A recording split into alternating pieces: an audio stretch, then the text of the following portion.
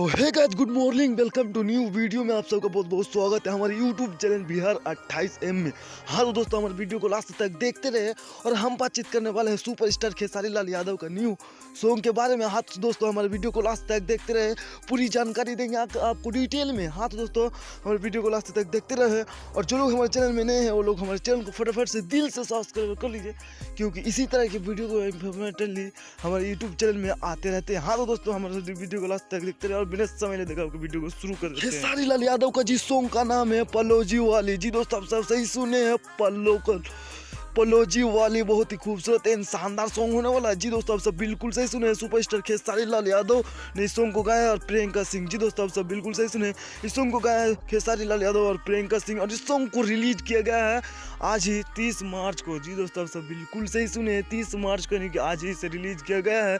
तो आप सब जाके चेकआउट कर सकते हैं, सुबह के 6:30 में से रिलीज किया गया है। तो आप सब इस सॉन्ग को चेकआउट कर सकते हैं और इस सॉन्ग को रिलीज किया जाएगा जी म्यूजिक के यूट्यूब चैनल से रिलीज किया जाएगा। जी दोस्तों, आप सब बिल्कुल सही सुने, जी म्यूजिक के यूट्यूब चैनल से रिलीज किया जाएगा। तो आप सभी सॉन्ग को चेकआउट कर सकते हैं, बहुत ही शानदार एंड ब्लास्ट सॉन्ग होने वाला है सुपरस्टार खेसारी लाल यादव का पलोजी वाली।